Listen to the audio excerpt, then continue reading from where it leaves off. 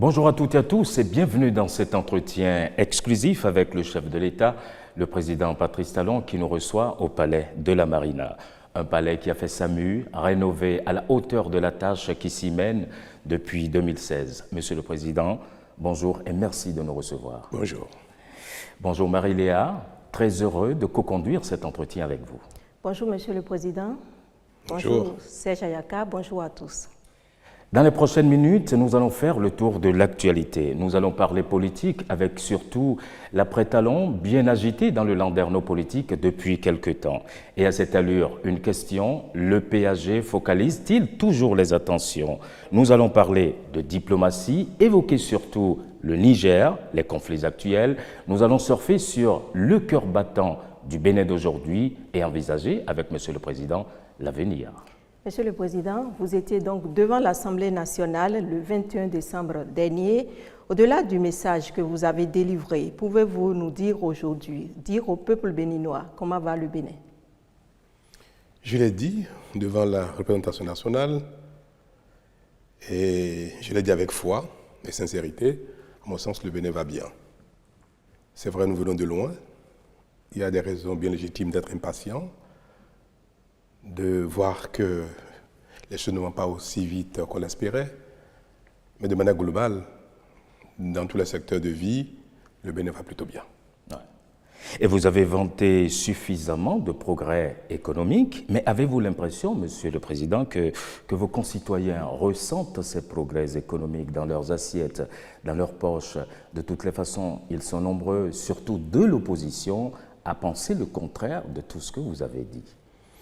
Oui, parfois cela m'interpelle et je fais bien souvent aussi, avec la sincérité requise pour ma responsabilité, le bilan du chemin parcouru dans tous les secteurs de vie, que ce soit au plan de la santé, de l'éducation, de la sécurité, de la paix, des libertés, des infrastructures, de nos besoins en général. Mais mon impression, quand je fais le bilan, et je le fais au quotidien pratiquement, mon impression est que nous avançons, nous progressons. Et que le Bénin se révèle à lui-même, s'étonne même parfois des progrès que nous faisons. C'est vrai que la nature humaine est exigeante et c'est d'ailleurs cela qui fait avancer le monde. Ce n'est pas parce que nous avons des routes, d'électricité, d'eau, une offre de santé qui fonctionne bien, d'une éducation qui fonctionne mieux, que nous allons applaudir dès demain et dire « ça y est, la vie est belle, tout peut s'arrêter ». Le monde n'est pas ainsi fait, c'est heureux que ce soit ainsi.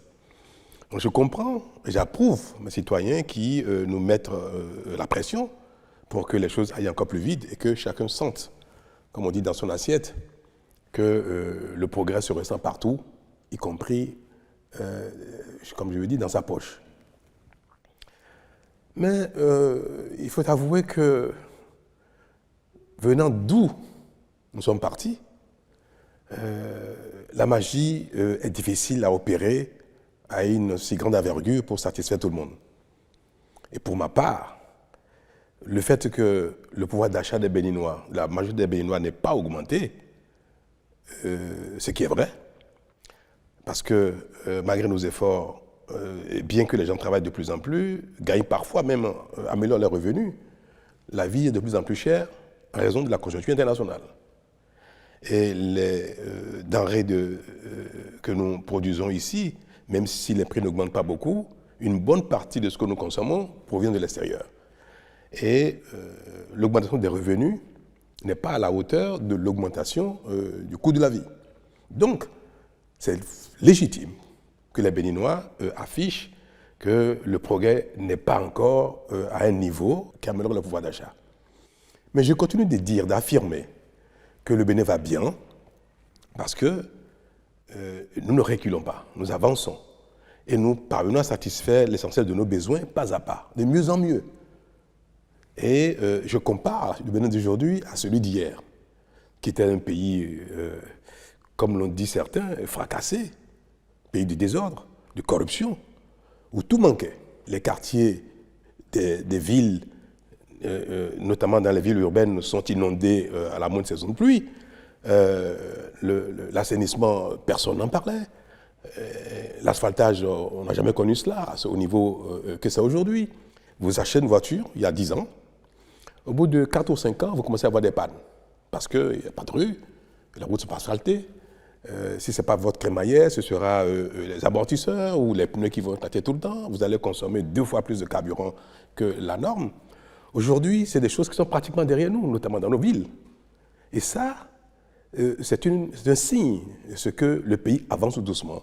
Parce que ces choses-là, qu'on a déjà oubliées, sont des acquis intangibles et qui ont fait avancer le Bénin plus qu'on a pu l'espérer.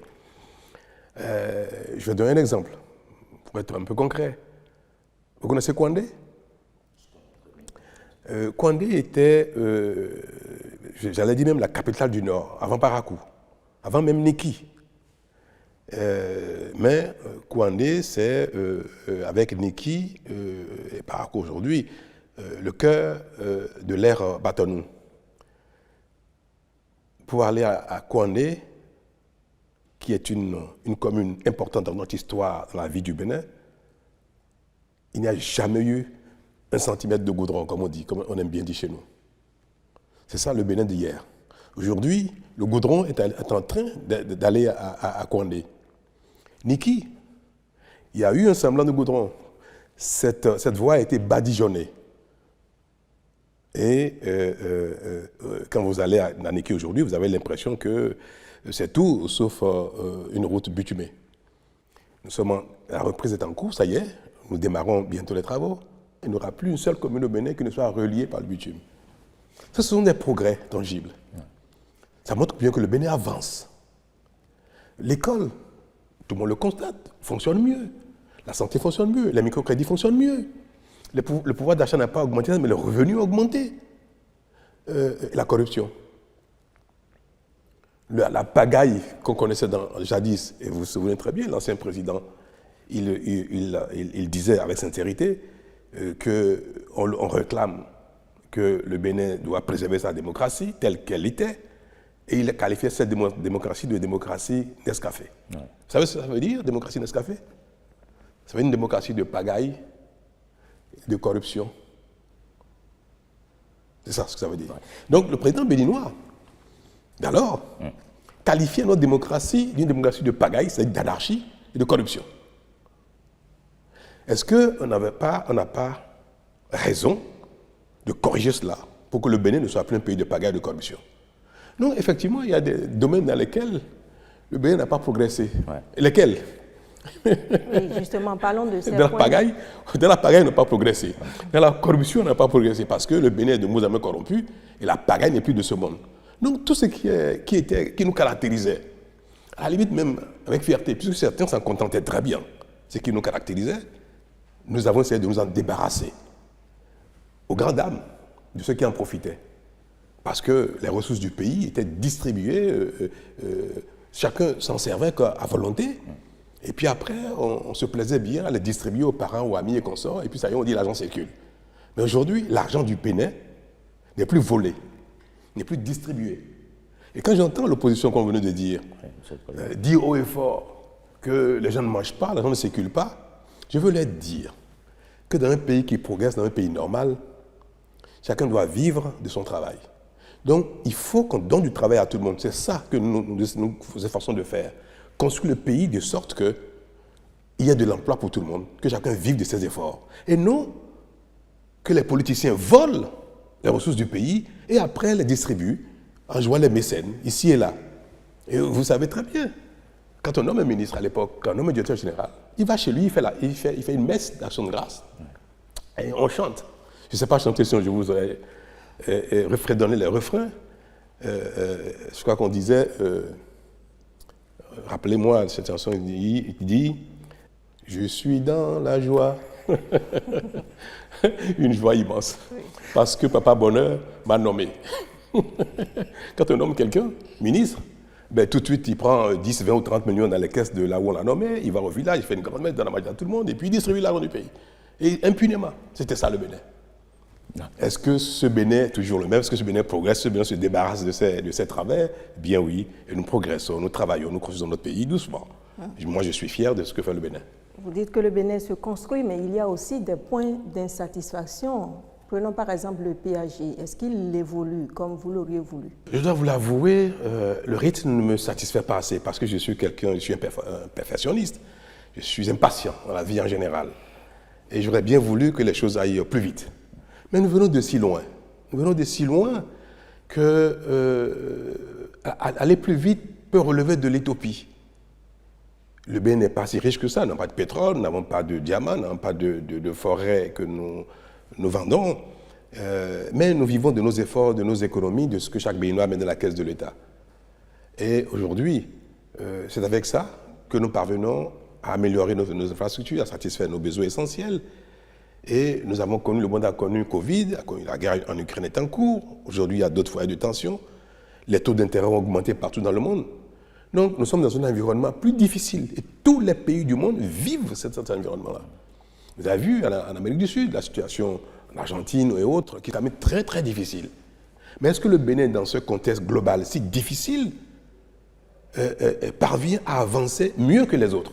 Parfois, pour savoir si on avance, il faut regarder ce qui se passe derrière soi, pour savoir si on avance.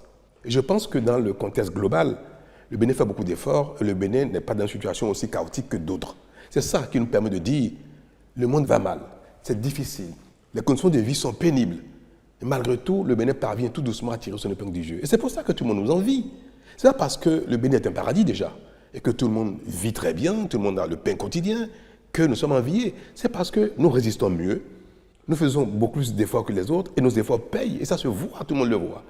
Donc, certes, nous n'avons pas encore atteint le plein emploi au Bénin, le pouvoir d'achat n'est pas à un niveau satisfaisant, mais si nous continuons à ce rythme-là, dans les 5, 10, 15, 20 années à venir, nous allons atteindre notre objectif, il y aura le plein emploi au Bénin, le pouvoir d'achat sera suffisamment élevé pour satisfaire nos besoins essentiels, et nous constaterons en faisant le bilan que le Bénin a progressé, que le Bénin va bien, que le Bénin a corrigé ses travers, et que ceux qui aujourd'hui chantent un passé qu'ils regrettent, ils font la gloire d'un passé qu'ils regrettent, c'est plutôt un passé de chaos. Et ça, on ne peut pas souhaiter que le Bénin retourne à ce stade-là quand on aime son pays, quand on s'aime soi-même.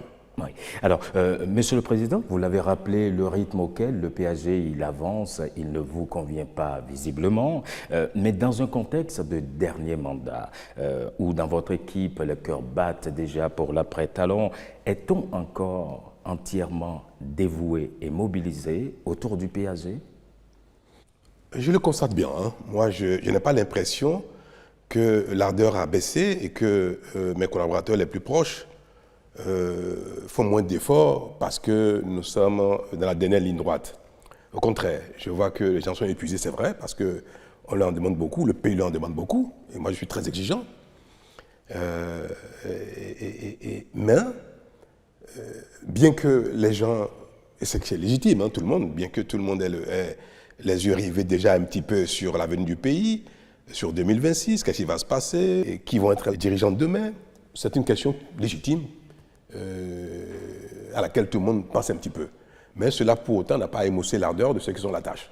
Moi, j'ai bien le sentiment, et c'est ce que je vois, je constate, qu'il n'y a pas de faiblissement des efforts qui sont produits par les uns et les autres. En tout cas, tout au moins en ce qui concerne l'administration, les divers responsables au plus haut niveau qui conduisent la mise en œuvre du PAG avec moi.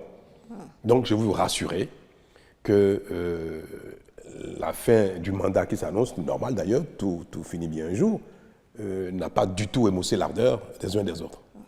Alors votre équipe est à la tâche, vous l'assurez, mais on sent bien dans le landerneau politique qu'il y a de l'échauffement, notamment parmi vos soutiens.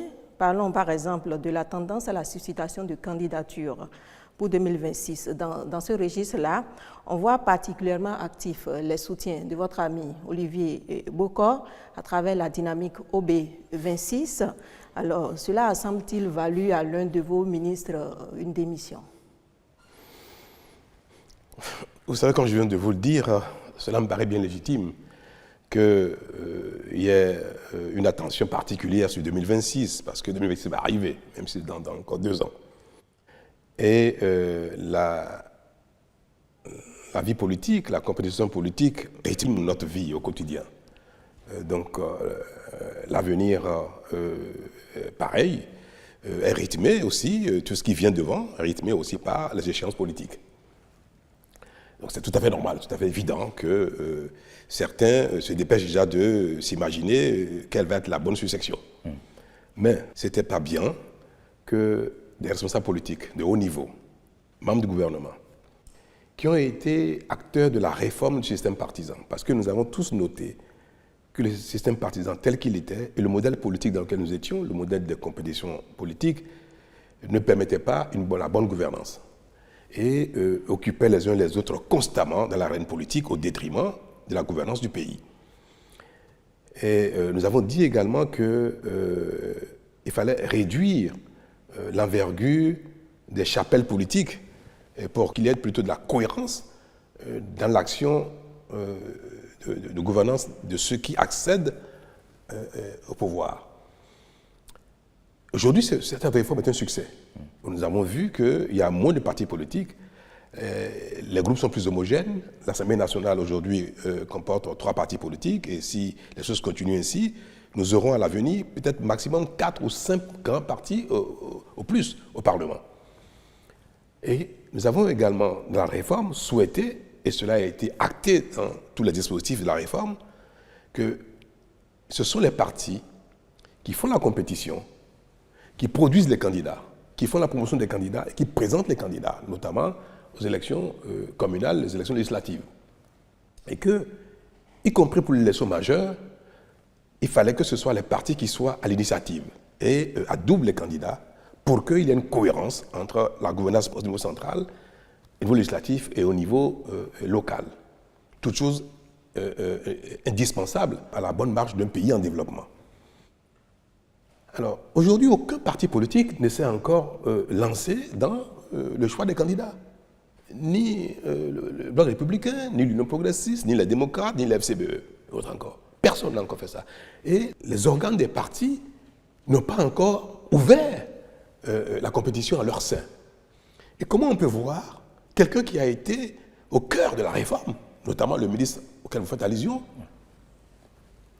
ignorer son parti politique, ignorer cette réforme, ignorer cette bonne disposition qui, aujourd'hui, gouverne notre pays en matière politique, et commencer à faire la promotion d'un candidat, son candidat à lui, ce qu'il estime être peut-être le meilleur candidat pour lui pour 2026, au mépris de tout ce que nous sommes en train de bâtir ensemble.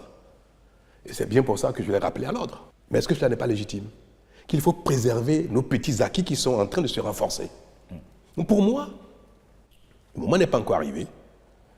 Les partis n'ont pas encore ouvert la compétition.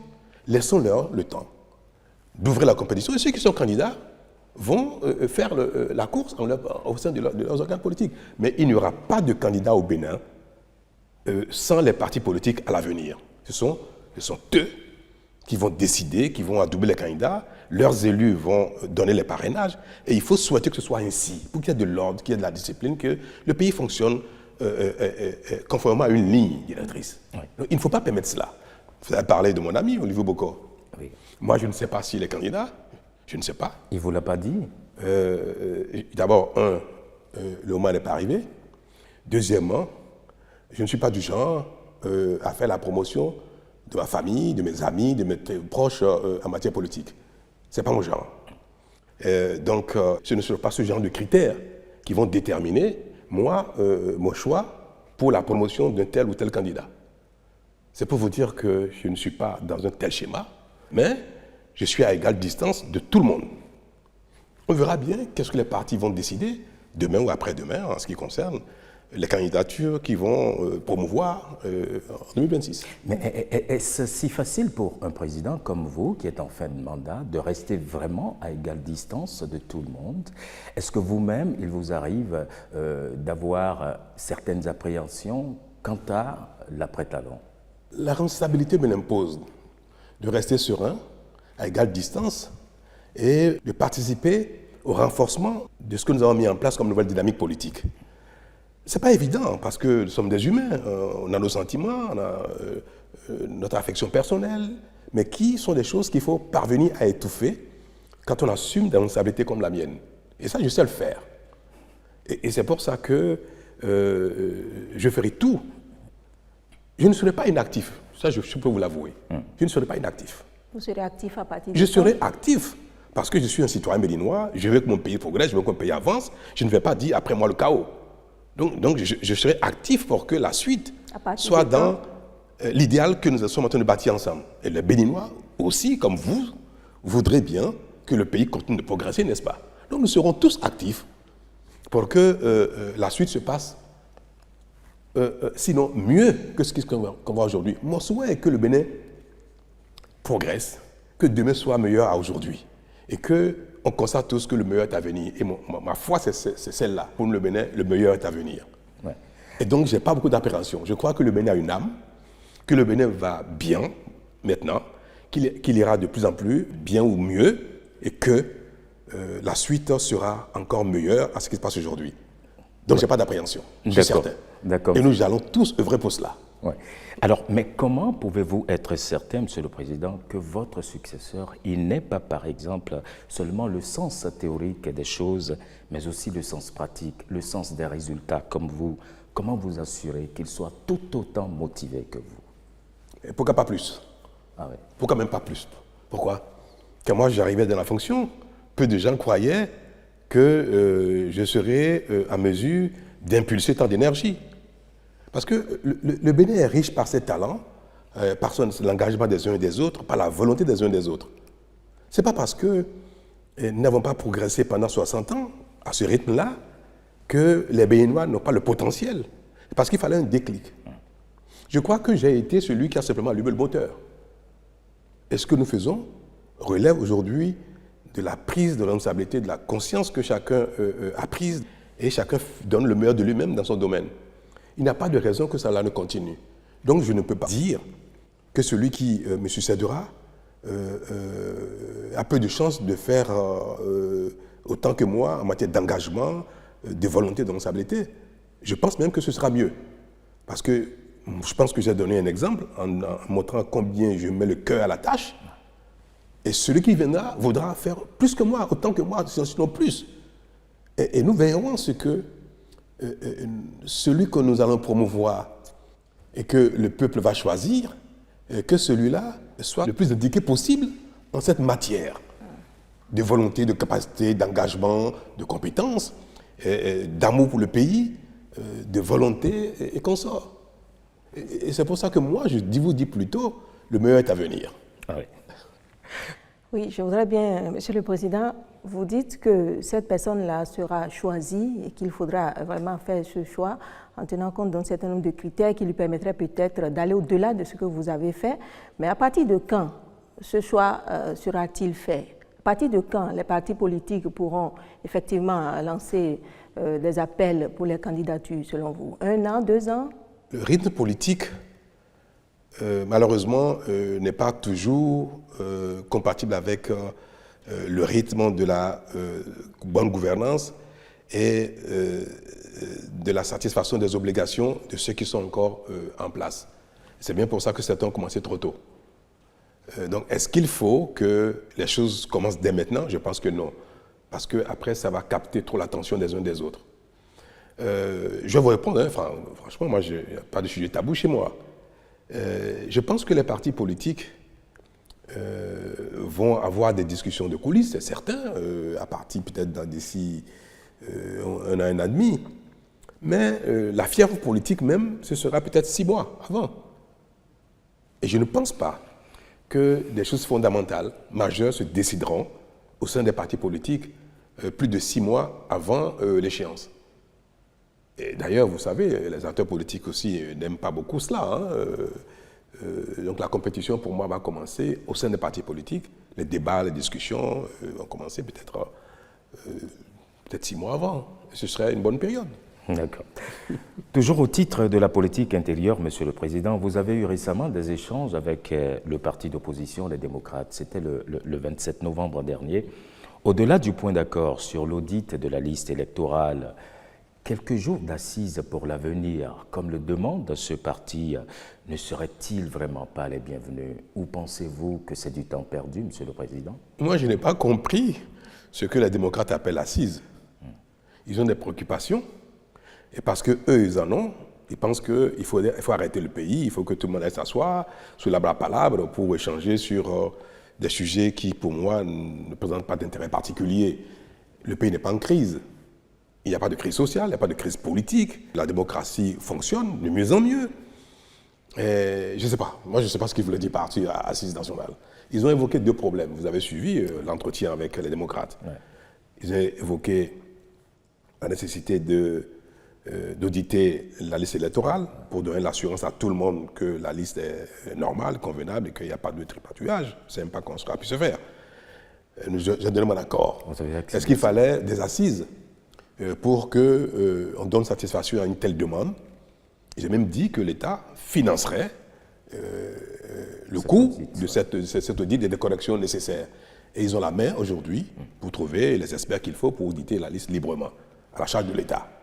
Sauf s'ils décident de financer eux-mêmes, ce serait bien, le Bénin les remercierait. Pour ça, il n'y a pas besoin d'assises. Alors quel est l'autre sujet qui constitue une crise ou l'intérêt d'une assise nationale, sauf à souhaiter qu'on se rassemble, qu'on se taquine, comme on a pu l'observer. Je vais dire, Monsieur le Président, vous avez entendu, il me dira, l'autre des hommes me diront, je n'ai pas entendu, ça va amuser nos concitoyens. Et puis bon, non, on ne va pas faire des assises pour ce genre de choses. Il faut être sérieux. Et j'estime qu'il n'y a pas de crise, il n'y a pas de problème qui nécessiterait que nous rentrions dans une telle démarche, en général, destinée de manière grave, sérieuse, à rassembler les citoyens autour d'une situation qui mérite qu'il y ait une pause et qu'on discute. Ce n'est pas le cas. À l'occasion de ces échanges, on vous a vu opposer un refus à la demande d'amnistie en faveur d'acteurs politiques en prison ou se considérant comme exilés.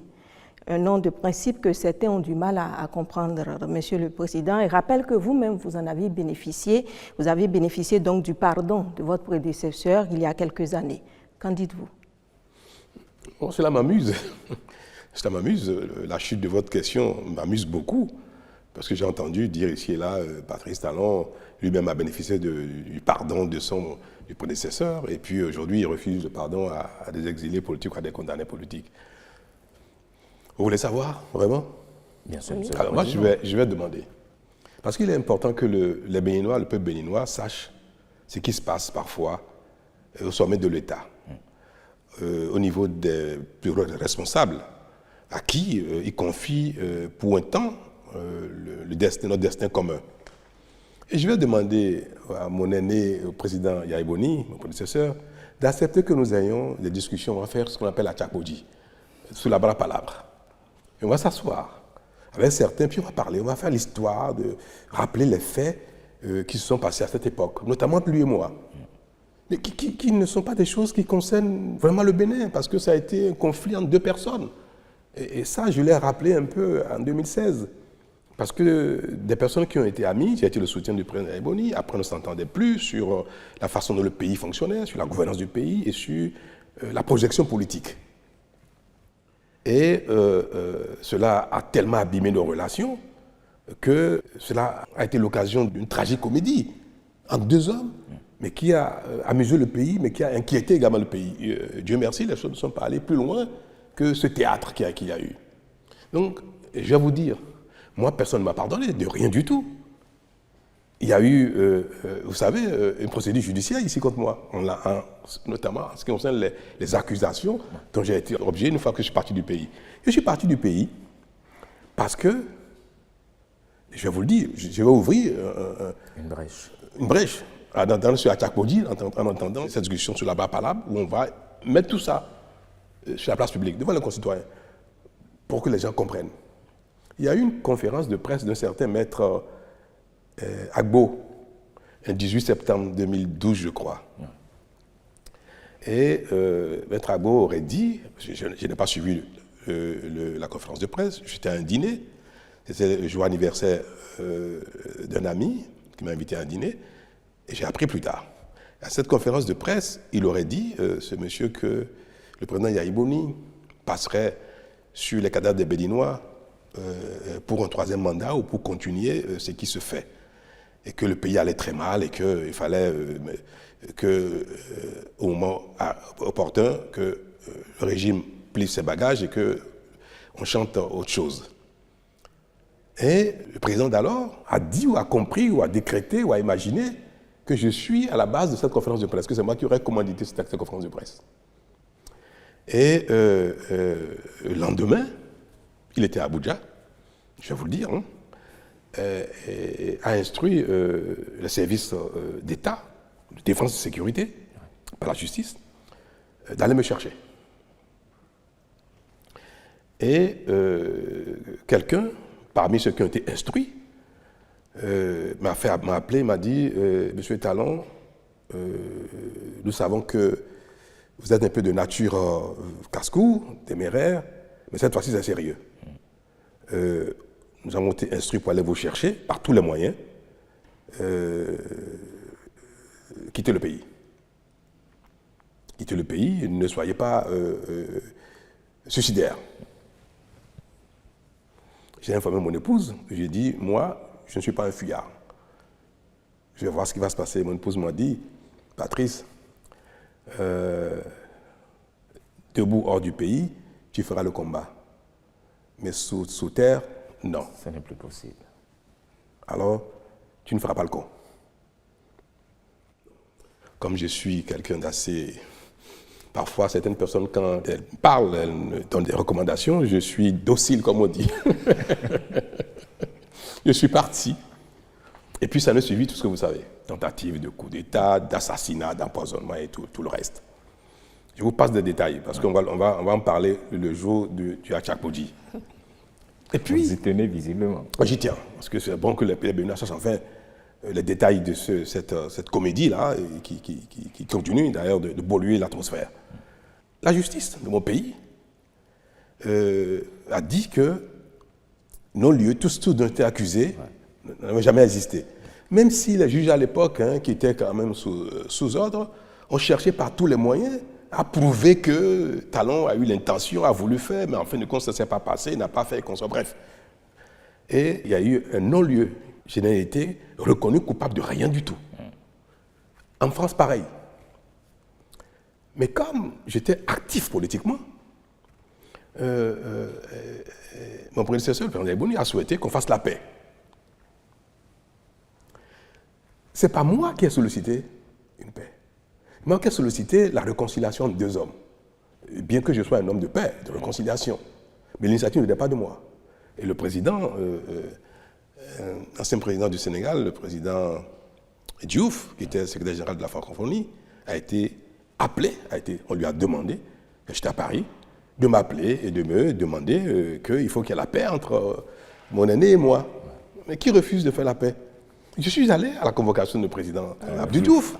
Et il m'a dit, il faut que tu fasses la paix avec ton aîné. J'ai dit, mais moi je veux bien, je n'ai jamais fait la guerre à personne. Et c'est cela qui a donné lieu à des échanges du genre. Et puis on vous dit, vous savez, en Afrique, quand on vous dit, même si tu n'as rien fait à quelqu'un, dis pardonne, demande pardon, demande excuse de tout ce qui a pu... Je dis, je n'ai fait rien à personne, je suis condamné pour rien, je suis accusé de rien. Je n'ai pas à demander quoi que ce soit.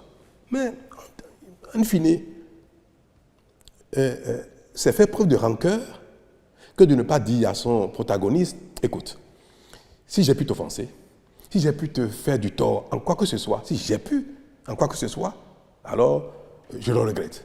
C'est une forme élégante de dire je suis prêt pour la paix sans dire je ne suis coupable de rien. Parce que, vous savez, vous pouvez offenser quelqu'un juste parce que vous êtes une embûche, un obstacle à ses ambitions. Ou bien la personne a pensé que vous l'avez méprisé. Donc quand on veut faire la paix vraiment, c'est une formule consacrée.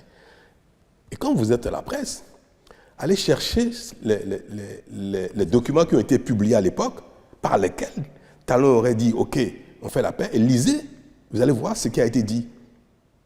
Et je n'oublie pas ces choses-là. Et j'ai dit, si j'ai pu vous faire du tort, du mal, de quelque manière que ce soit, alors là, je le regrette. Mais je suis un ami, mon aîné, président de mon pays. Ouais. Donc moi, je n'ai jamais demandé que Yabou me pardonne de quoi que ce soit, et il m'a pardonné de rien du tout. Parce que je n'ai rien fait, puisque je suis condamné pour rien et rien du tout. Oui. Alors comment on peut faire l'amalgame entre ce théâtre, qui est né d'un conflit entre deux personnes, faire l'amalgame avec une situation grave dans le pays dans lequel nous sommes, où des gens ont commis des crimes, des détournements, et engagé des tueurs à gages pour tuer des gens, pour engendrer une insurrection dans le pays afin que des élections n'aient pas lieu. Et puis on me demande, les gens ont été condamnés, et on me demande de les amnistier. Ce n'est pas amnistier une personne, parce que peut-être que les Béninois ne savent pas exactement le contenu de ce que demandent les démocrates.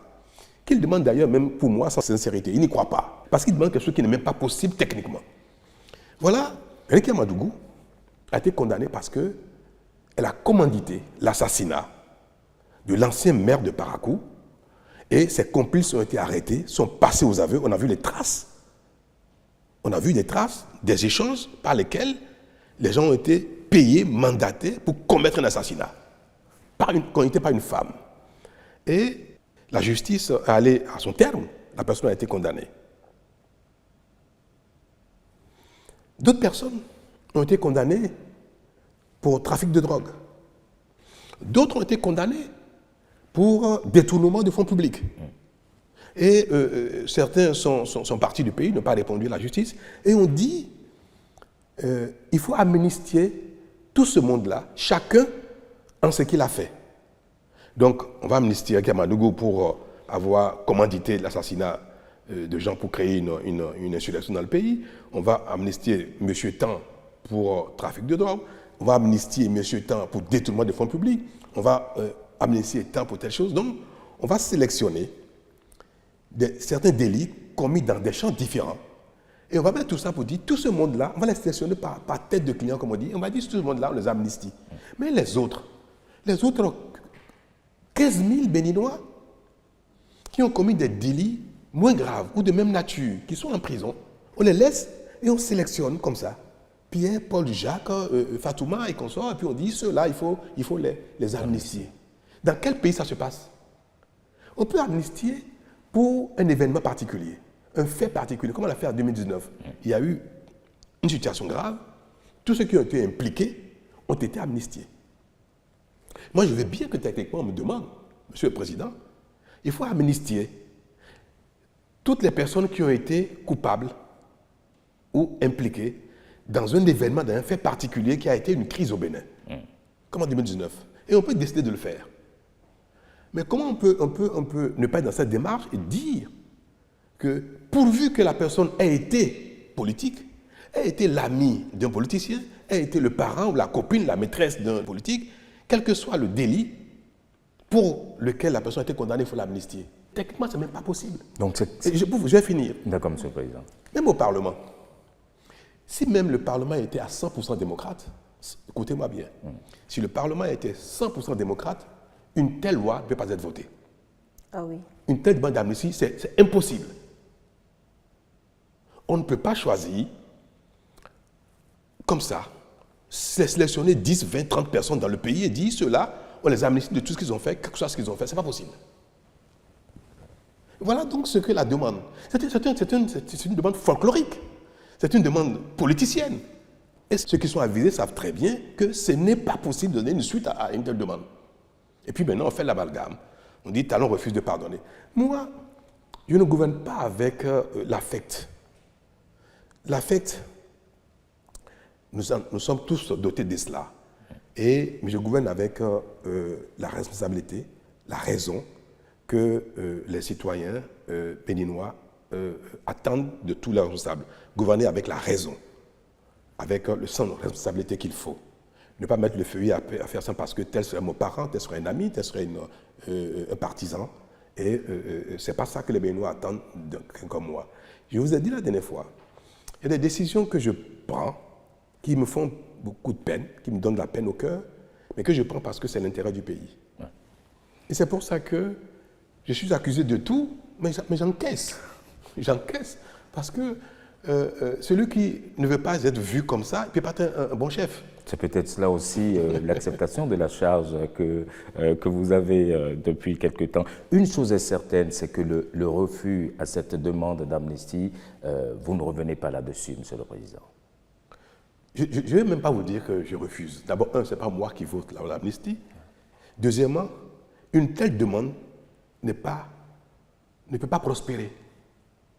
Quand même, je le voudrais, c'est impossible. Il y a la grâce présidentielle. Alors, je vais gracier qui? Selon vous, est-ce que si vous m'avez compris, je vais gracier qui et qui?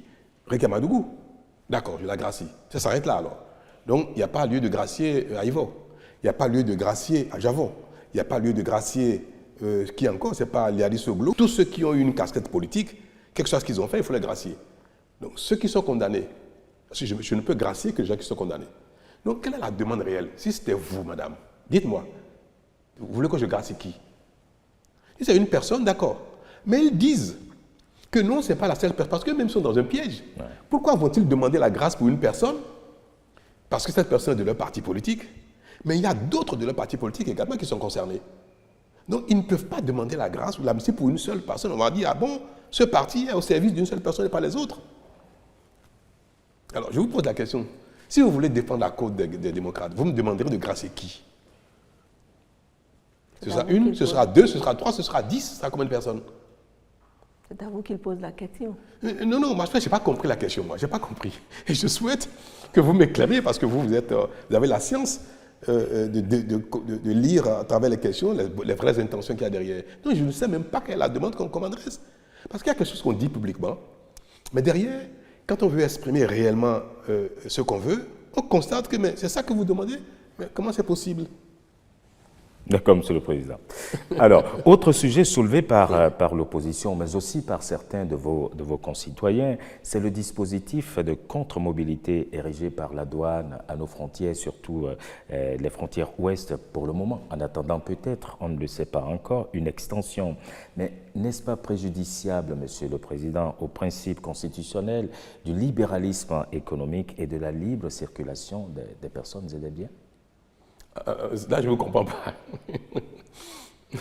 Nous avons érigé des infrastructures de contre-mobilité aux sorties anarchiques des frontières du Bénin. Ouais.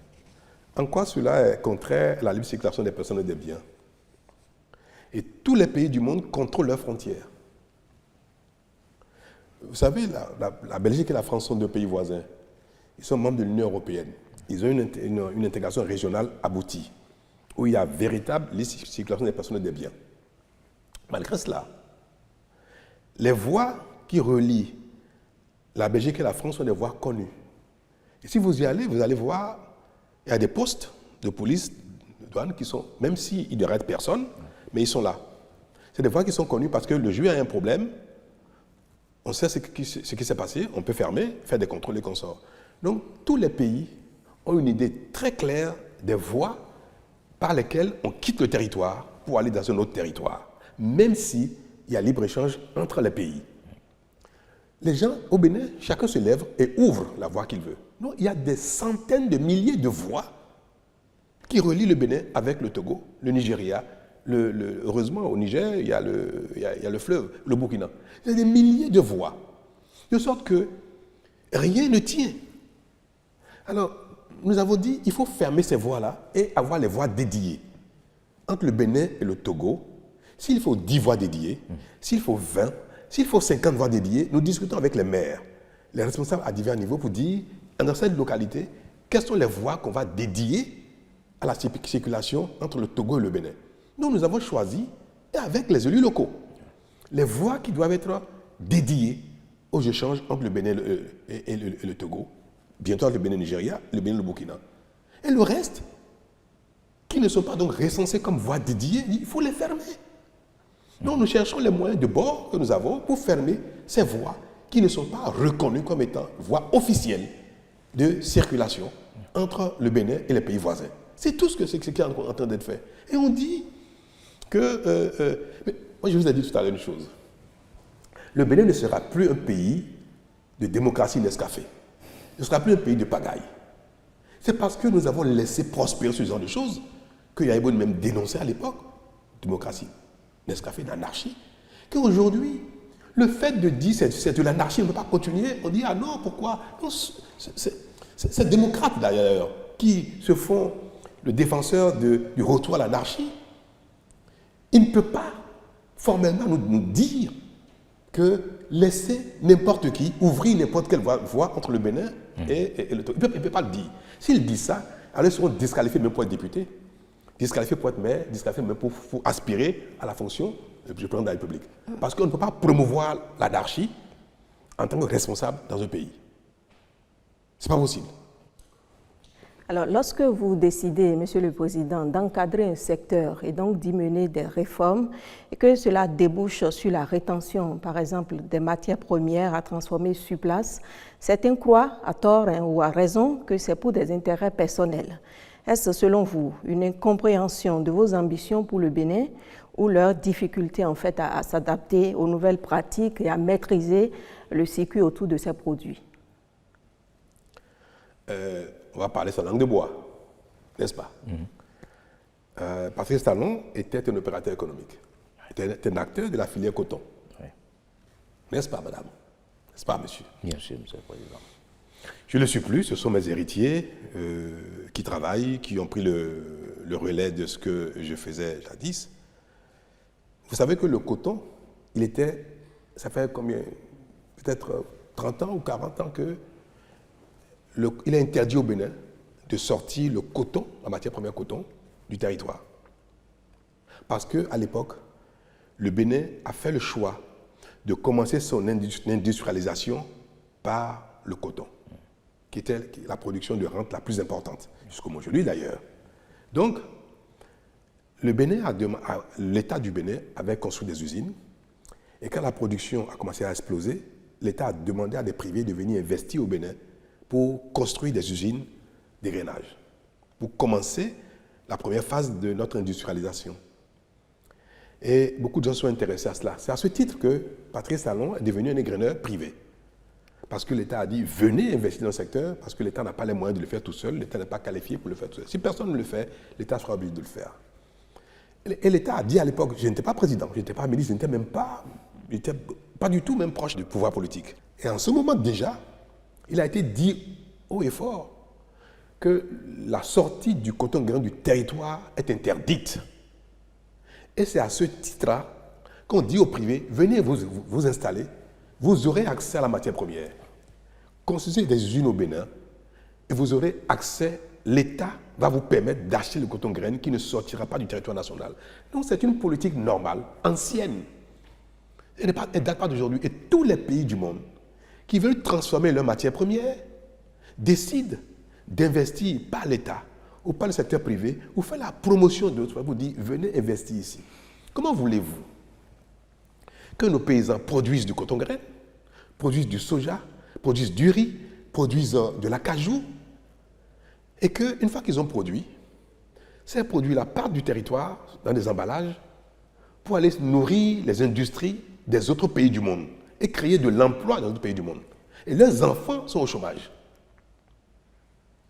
Et ce qu'il faut noter, c'est que ce n'est pas que le fait de vendre les produits à des exportateurs, ce n'est pas que ça leur donne tellement de richesse, tellement d'argent, qu'ils parviennent à nourrir leurs enfants, à les marier, à s'occuper des petits-enfants, à leur acheter une maison à chacun. Si rien que le fait de vendre et que le produit sorte, ça permet à ceux qui ont produit d'entretenir toute leur famille, les générations successives, je peux dire, bon, ils vont croiser les bras, les enfants, mais il y a tellement d'argent à gagner qu'on va se partager. Mais ce n'est même pas une bonne chose d'ailleurs. Donc, l'effort de ceux d'entre nous qui produisent des matières premières, cet effort a son prolongement dans l'intérêt général, dans leur propre intérêt, par leur transformation pour créer de l'emploi pour leurs enfants. Pour qu'eux, ils vivent de ce qu'ils ont fait, pour que leurs efforts entraînent d'autres intérêts et que ça crée du transport, de la manutention, des usines et que le pays se développe tout doucement à partir des efforts des uns et des autres. Un pays est une chaîne. Et chaque maillon est important de l'accrocher à d'autres maillons. Le Vietnam, par exemple, qui est le premier producteur de produits transformés de cajou, a une politique d'incitation et les noix de cajou de toute l'Afrique vont au Vietnam. Et ils ont des milliers d'emplois dans l'industrie de transformation du cajou. Donc, leurs enfants ont du travail à partir des noix de cajou qui sont produites par nos parents ici. Est-ce que c'est une mauvaise chose de dire Nous allons tout faire pour que des industries s'installent au Bénin pour transformer les noix de cajou également, pour que notre noix de cajou produisent des emplois ici, pour que nos enfants... On nous reproche, les Béninois, à raison, nous reprochent de ne pas créer autant d'emplois. Mais comment on crée des emplois? C'est comme ça qu'on crée des emplois. La politique crée des emplois par les dispositions qui permettent la création d'emplois. C'est mon rôle, c'est le rôle de l'État. Est-ce que j'ai tort de souhaiter que nos matières premières soient les maillons d'une grande chaîne de services, de transformation, d'industrialisation qui fera que demain, il y aura le plein emploi au Bénin? Et c'est pour ça que nous avons dit, que ce soit le soja ou autre, nous allons faire la promotion de l'industrie au Bénin, de sorte que ce soit 10 000, 20 000, 30 000, 40 000 personnes, 100 000 personnes, 1 million de personnes, des millions de personnes qui auront un emploi à partir des efforts que font certains à la base. C'est ça, travailler pour un pays. C'est ça, construire un pays. C'est cela, gouverner un pays. Donc, moi, je ne fais pas attention à ceux qui veulent que le Bénin reste un pays éternellement pauvre, ceux qui veulent que le pays soit un pays de fraude, de corruption, de pagaille, de démocratie Nescafé, et que, bon, après, on se contente de dire le peu que le pays produit, on prend, on distribue aux gens, on fait des messes, et puis le pays vit de mendicité, et le pays ne se développe pas. Le Bénin va se développer, parce que c'est ça, la méthode. Ouais. C'est par ce moyen, n'inventons rien, hein. Moi, je ne suis pas un génie, je n'ai rien inventé, mais c'est ce que les autres ont fait pour développer leur pays. On va faire pareil. Alors, Monsieur le Président, l'actualité, ce n'est pas seulement au plan intérieur. Elle est aussi marquée par un sujet géopolitique sous-régional, le Niger, notre voisin qui a connu un coup d'État, c'était le 26 juillet dernier, lequel a fait réagir vivement la communauté internationale et en particulier la CEDEAO. Et là, parlant justement de la CEDEAO, on a vu le Bénin au premier rang, ce que certains de vos concitoyens n'ont pas compris. Alors franchement, Monsieur le Président, qu'est-ce qui a motivé votre position à l'époque et est-elle toujours alignée sur celle de la CEDEAO? Mais, vous savez, les autorités actuelles du Mali sont arrivées par un coup d'État. Ouais. Vous savez aussi qu'ils ont voté une nouvelle constitution. Ils ont adopté une nouvelle constitution. Ça a été revu et dans cette nouvelle constitution, approuvée, adoptée par les nouvelles autorités maliennes, le coup d'État est interdit, est un crime, imprescriptible. C'est-à-dire, si vous faites un coup d'État au Mali, 50 ans après, vous allez en répondre. On ne peut ni l'amnistier, ni gracier les auteurs. Parce que tel qu'ils l'ont formulé, ils sont arrivés par un coup d'État, mais ils reconnaissent que le coup d'État est un crime, est mauvais pour le pays. Ils le reconnaissent eux-mêmes. Alors, est-ce que dans ces conditions, pendant que les nouvelles autorités maliennes ont dit, bien que nous soyons arrivés par un coup d'État, nous disons qu'il ne faut plus jamais que le Mali connaisse un coup d'État, est-ce que pendant ce même moment, pendant qu'ils disent ça, qu'il y a eu un coup d'État au Niger, les Maliens peuvent dire, bon, chez nous c'est interdit, chez nous c'est un crime, on ne dit plus jamais, mais au Niger, on applaudit. Est-ce que le Bénin, dans ce même environnement, peut dire, c'est vrai, nous connaissons tous que ce n'est pas bon, que ça fait 2, 3, 4, que c'est très grave, c'est très dangereux, mais que pour le Niger, allez, bon, c'est pas grave, on applaudit, en espérant que ce soit le dernier. Pourquoi il n'y aurait pas un coup d'État au Bénin, au Togo, en Côte d'Ivoire, au Sénégal, pourquoi pas? Si nous applaudissons chaque fois qu'il y a un coup d'État, en disant, espérons que ce soit le dernier. Est-ce que c'est responsable? C'est pour ça que la CEDEAO a dit, trop c'est trop. Notre attitude peut être une promotion au coup d'État. Le fait, chaque fois de dire, oh, c'est pas bien, c'est dommage, c'est pas bien, bon, mais c'est pas grave, on continue, c'est une façon de promouvoir le coup d'État. On ne peut pas être responsable et dire que notre cœur nous recommande de ne pas sanctionner, de ne pas réprimander ceux qui ont fait des fautes, parce que nous avons de la peine à réprimander, nous avons de la peine à condamner, nous avons de la peine à dire on sanctionne. Ne pas le faire est une faute, parce que vous faites la promotion du péché, vous faites la promotion du crime. Donc parfois on n'a pas le choix. L'attitude de la CEDEAO face au Niger, on n'avait plus le choix, parce que c'est devenu quelque chose de récurrent. Nous avons décidé Donc, la CEDEAO a décidé d'aller le plus loin possible pour dire plus jamais ça. Le plus loin possible, c'est dire que si quelqu'un le fait, voilà ce que nous allons faire. Parce que si vous dites ne plus jamais le faire, que vous ne faites rien, ce ne sera que des mots. Alors, quel est le moyen par lequel nous voulons vraiment dissuader les coups d'État? Ce moyen par lequel il faut pas le dire, il faut dire, cette fois-ci, on va le montrer. Bien que le Niger soit le pays siamois du Bénin, pays frère du Bénin, il était impératif que nous disions, sans tenir compte du fait que c'est Pierre a raison, Paul a raison, Pierre est le meilleur. Moi, je ne sais pas si les prochains dirigeants du Niger seront meilleurs que ceux d'hier. Je ne présume pas de cela. Et ce n'est pas le fait que Bazoum soit un ami que je dis qu'il ne doit pas quitter le pouvoir d'une manière ou d'une autre. Je dis simplement pour le principe, ça ne doit pas se passer ainsi. Et la communauté internationale, y compris donc la CEDEAO, a décidé de sanctionner, de dire que le bien peut être rétabli par la force. Le mal peut être combattu par la force. Le fait de dire que nous pourrions y aller par la force, c'est pour dire que si c'est un mal absolu, qu'il faut combattre, nous sommes prêts à le combattre, le mal même par la force. C'est ça la responsabilité d'un chef, et chef d'État. Mais ça ne veut pas dire que dans notre cœur, nous le souhaitions. Ça ne veut pas dire que qui veut faire la guerre par le cœur lui-même. Qui envoyer ses enfants au front juste pour le plaisir, ça n'existe pas ça. Donc, le message et la position de la CEDEAO, qui est également la position du Bénin, c'était le seul moyen dont nous disposions pour dire plus jamais ça. Mais personne n'avait l'intention, vraiment l'intention, que les choses dégénèrent. Nous avons, par nos moyens, fait tout ce qu'on voulait pour que cela soit acté, compris par tout le monde, y compris hors du Niger. Mais au constat, bien que nous ayons fait tout ça, voilà la situation, ça a duré des mois et les sanctions créent des dommages graves à nos frères et sœurs du Niger. Est-ce que nous allons dire éternellement que ça se va rester ainsi?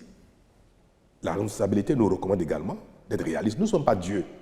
Nous avons pu faire ce qui est de notre devoir. Après, la nature décide. Dieu décide. L'homme propose, Dieu dispose. La situation du Niger aujourd'hui, telle qu'elle est, elle s'impose à nous. Un responsable, sérieux, doit faire le constat et dire ce qui s'impose à moi. J'ai tout fait pour que ce soit autrement. Je prends acte. C'est la situation dans laquelle nous sommes dans la sous-région et c'est ma situation. Et je dis, le temps de la condamnation, de l'exigence, des menaces est passé. Malheureusement, ça n'a pas produit l'effet qu'on souhaite, mais le peu d'effet qu'il y a eu, pour moi aujourd'hui, est peut-être suffisant pour dissuader d'autres coups d'État. Parce que tout le monde a vu quand même que nous avons porté l'idéal le plus loin possible. Et je vais espérer que même si on n'a pas eu les effets escomptés, que notre position, notre exigence peut être vue comme désormais l'exigence de la CEDEAO, que nous n'allons plus passer le temps de simplement dire c'est pas bien, mais on tourne la page. C'est ça. Et c'est pour ça que je ne rougis pas d'être dans une autre dynamique aujourd'hui et dire qu'on discute avec ceux qui sont là, parce qu'il faut être réaliste. Et dire, bon, on fait comment? On tourne la page, on avance, mais quelle est votre feuille de route? Mais qui nous dit ce qu'ils veulent? Nous allons trouver le moyen de les accompagner. Parce qu'après tout, c'est le pays qui compte, le Niger qui compte. Ouais. Et il faut être réaliste. Ça reste donc un rétropédalage. Appelez-le comme vous le souhaitez, mais si l'homme n'est pas capable de rétropédaler, alors là, il se prend pour Dieu. Je vais répéter. Si l'homme n'est pas capable de rétropédaler, de se rendre compte de ses limites, de ce qu'il a fait les efforts qu'il faut, il a fait ce qui est son devoir, mais que Dieu a décidé autrement, ou la nature a décidé autrement, ou que les peuples ont décidé autrement, et qu'il faut prendre acte de cela et revenir être réaliste. Si on n'est pas capable de le faire, alors on se prendrait pour Dieu, ce serait une faute. Que faites-vous de l'esprit de groupe par rapport à la CEDEAO? C'est-à-dire?